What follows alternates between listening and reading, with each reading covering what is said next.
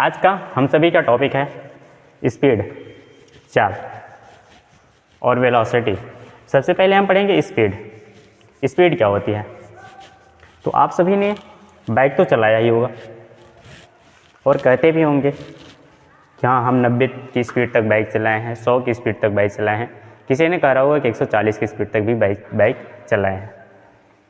तो क्या होती है 140 का स्पीड का मतलब होता है कि अगर 140 की स्पीड में कोई बाइक चला रही है तो 1 घंटे में 140 किलोमीटर तक दूरी तय करेगी। मतलब वो एक निश्चित समय में कितनी दूरी तय कर रही है।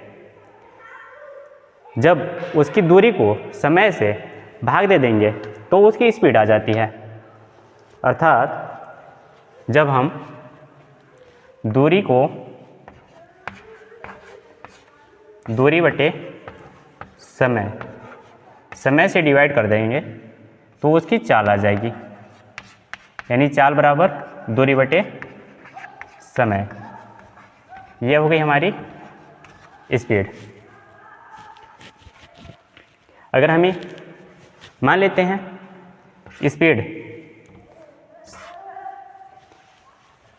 मान लेते हैं समय अगर 1 यूनिट हो, समय बराबर 1 इकाई, तो चाल जो हो जाएगी चाल बराबर दूरी। अर्थात एकांक समय लेते हैं तो किसी वस्तु द्वारा तय की गई दूरी उसकी चाल कहलाती है। अर्थात परिभाषा ये लिख सकते हैं कि किसी वस्तु द्वारा एकांक समय में तय की गई दूरी उसकी चाल कहलाती है। चाल का जो मात्रक होता है वो मीटर पर सेकेंड होता है। चूँकि चाल हम दूरी से प्राप्त किए हैं और दूरी हमारी अदिश राशि है, अतः चाल भी अदिश राशि होगी। चाल अदिश राशि है।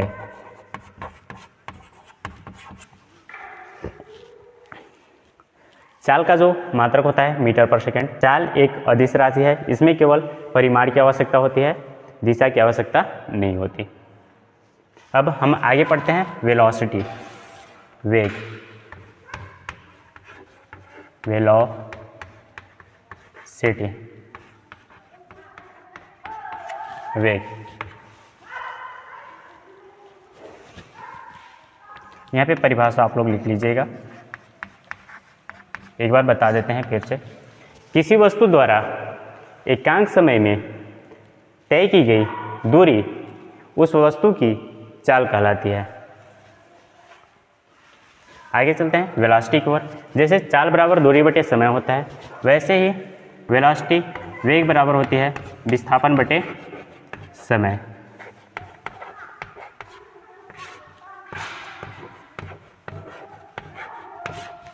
अब जैसे हम चाल की परिभाषा बनाए थे वैसे यहाँ भी परिभाषा बनाएंगे वेग की। तो जब हम वेग की परिभाषा बनाएंगे तो अगर समय को हम एकांक ले लेते हैं तो जो वेग होगी वो विस्थापन के बराबर होगी। अर्थात किसी वस्तु द्वारा एकांक समय में तय की गई विस्थापन उस वस्तु की वेग कहलाती है। वेग, यहाँ पर हम वेग विस्थापन से प्राप्त कर रहे हैं। चूँकि विस्थापन सदिश राशि है अतः वेग भी सदिश राशि होगी। यह एक सदिश राशि है। इसमें दिशा तथा परिमाण दोनों की आवश्यकता होती है।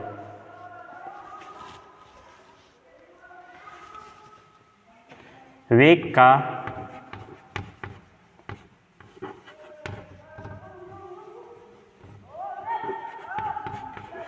मात्रक मीटर पर सेकेंड होता है। विस्थापन का मात्रक मीटर और समय का मात्रक सेकेंड, यानी मीटर पर सेकेंड। इसी तरह से चाल का भी मात्रक, दूरी का मात्रक मीटर होता है, समय का मात्रक सेकेंड होता है। यानी इसकी मात्रक जो होगी मीटर पर सेकेंड, दोनों का मात्रक चाल और वेग का मात्रक मीटर पर सेकेंड होता है। मान लेते हैं कोई वस्तु है जो वृत्ताकार पथ पे गति कर रही है। इसको हम इरेज कर रहे हैं।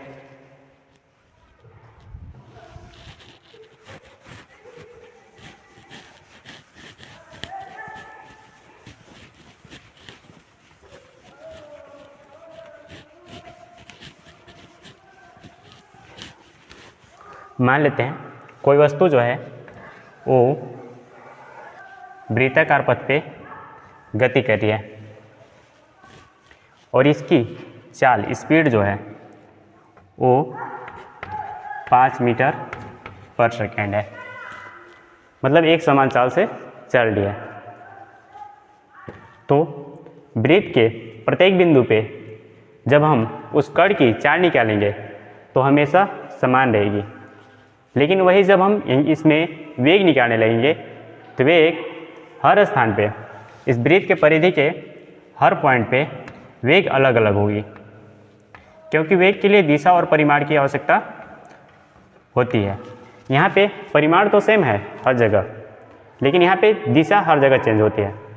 अगर मान लेते हैं कोई पार्टिकल है, कोई वस्तु है जो यहाँ पे है, वृत्तीय पथ पे गति कर रही है, तो जब इस स्थिति पे है तो उसका वेग जो है 5 मीटर पर सेकेंड है, और इसकी जब दिशा निकालेंगे तो दिशा वृत्त के स्पर्श रेखा होती है।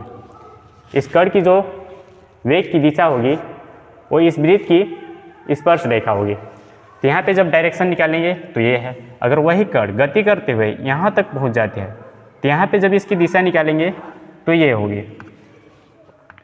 क्योंकि इसमें कण की परिमाण तो चेंज नहीं हो रही है,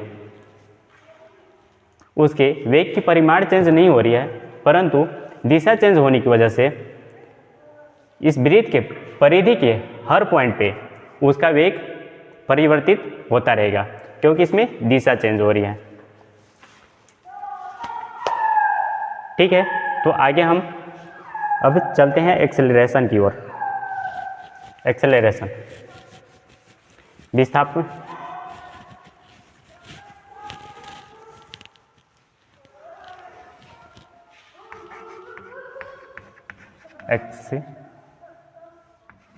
एक्सेलरेशन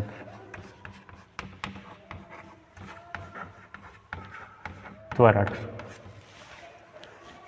हमने अभी पढ़ा चाल बराबर दूरी बटे समय और वेग बराबर विस्थापन बटे समय। वैसे हम यहाँ पे पढ़ेंगे त्वरण बराबर होता है वेग बटे वेग परिवर्तन बटे समय अंतराल। त्वरण बराबर वेग परिवर्तन बटे समयांतराल।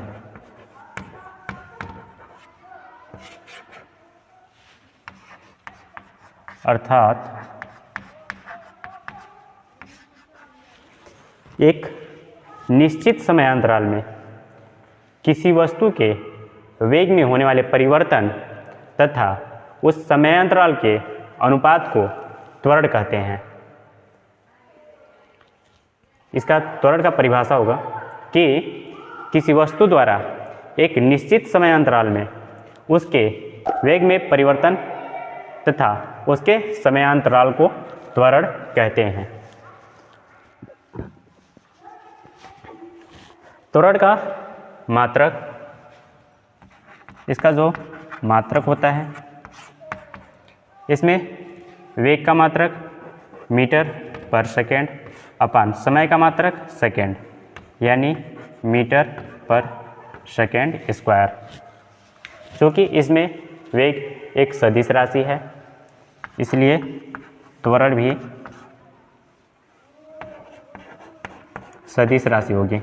त्वरण सदिश राशि है। त्वरण एक सदिश राशि है।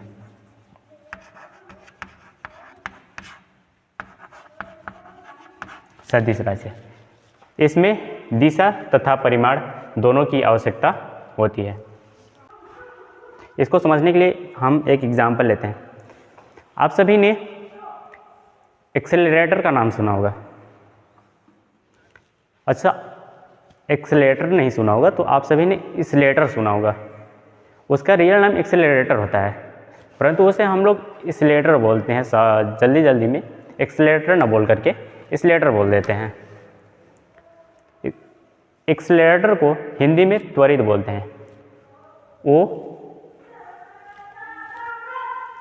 त्वरण का काम करता है, मतलब किसी वस्तु के वेग में परिवर्तन का काम करता है। जब हमें अपने गाड़ी के वेग को परिवर्तित करना होता है तो हम एक्सेलरेटर को लेते हैं। त्वरण का मान धनात्मक, ऋणात्मक